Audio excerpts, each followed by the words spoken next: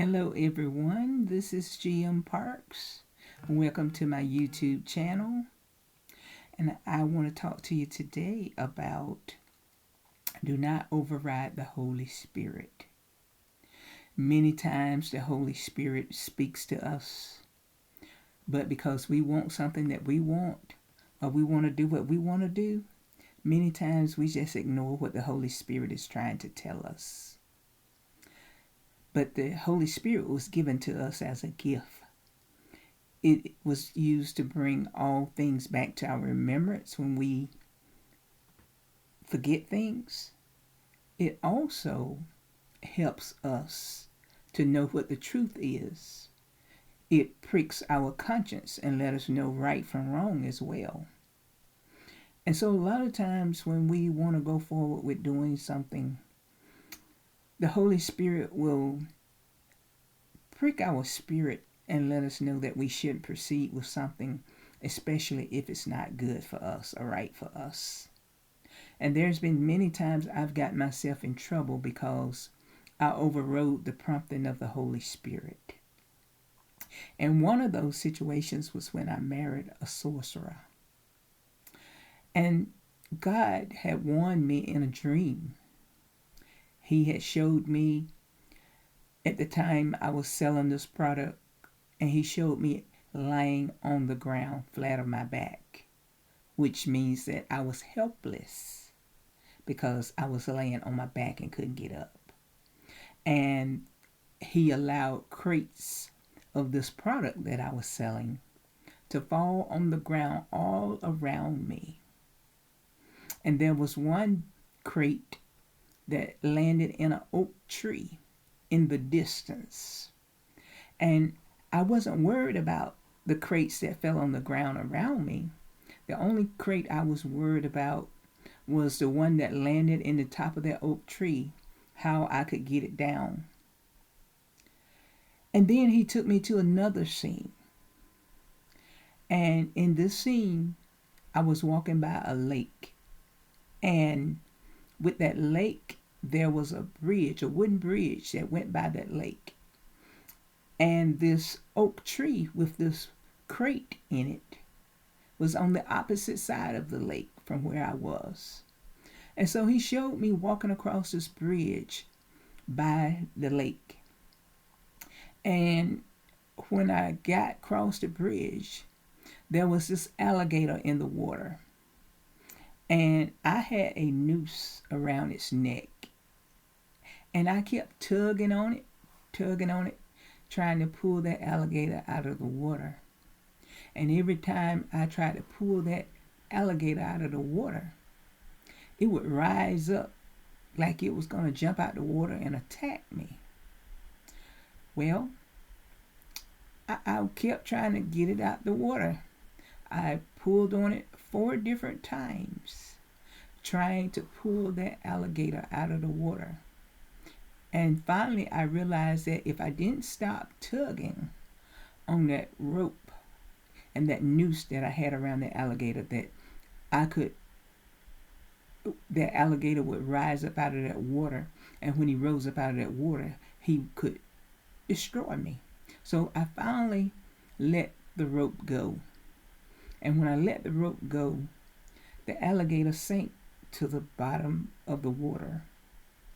And I went on my way. So the Lord was letting me know in that dream, because at that time I wasn't married to the sorcerer. I had just started dating the sorcerer. So he was warning me to let it go.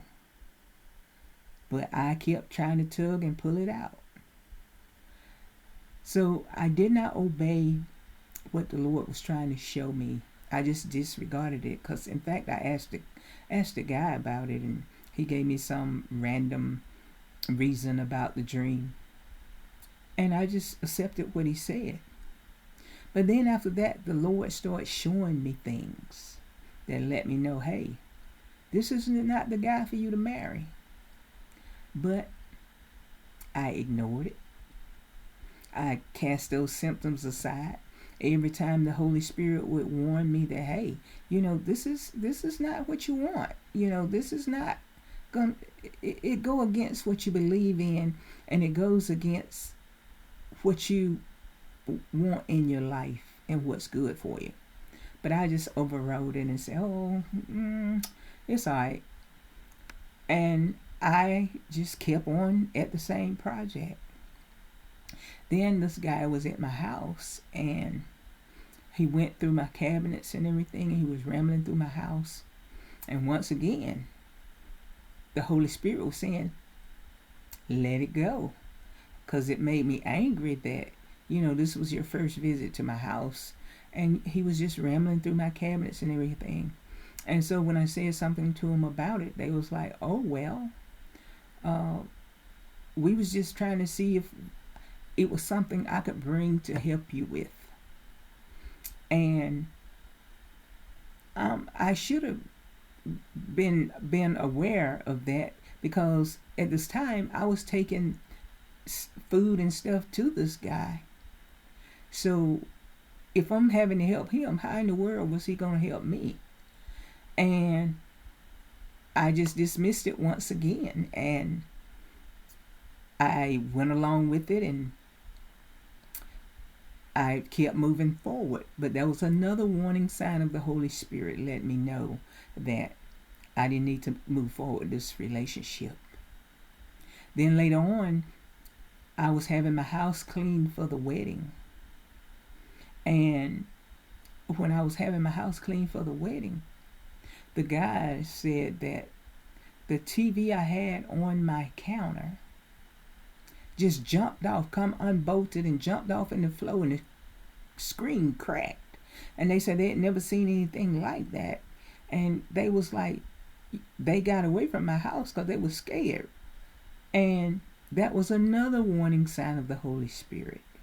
Let me know that, hey, don't go forward with this relationship. And then I just kept pressing forward. And then the guy came back to my house and he said, have anybody been in your house? And I was, that shouldn't have been in here. And I'm like, no, not really. And he said, well, I had put a web in your house, and that web has been broken. But because I didn't know that much about witchcraft or sorcery, when he said a web had been placed in my house and that web had been broken, I didn't know that he was talking about a spiritual web, a witchcraft web he had set in my house, and that it had been penetrated. Because if I did, that was another warning sign the Lord was having him to tell me that he was involved in sorcery. And I should have let it go then. But instead, I kept moving forward. And then even on the day that I got married,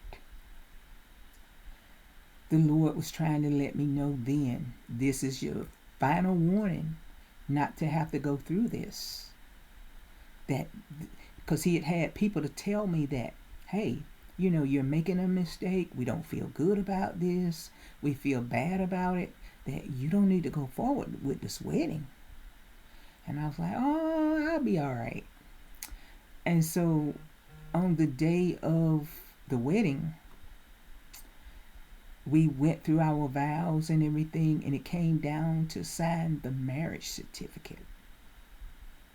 And this guy, he passed out right when time to sign it. And I should have said, okay, that was my last chance out. But I was like, we're going to revive him. And we revived him with some orange juice and stuff. And there I was leaning over the table like, get it signed, get it signed. We done went through the vows. We going to get it signed. And that was one of the biggest mistakes in my life. That was the Lord let me know then, that's your final time to not go through with this, because this marriage is not going to be good. But I went through with it. And from that day on, it was sorrow. Because even when I went on the honeymoon for a whole week, I spent my week in tears, crying. And the marriage was never good. But I tried to hang on in there. And there were so many times they sent curses and spells at my life and attacks that tried to kill me. And I kept hanging on, trying to make it work, praying for them, praying that their life would turn around and that things would be good. And even though they were denying being in sorcery and witchcraft, the Lord was showing me signs that they were still involved. And they were praying for people, and when they prayed for people, they would tell the spirit to get out of them and go into that person.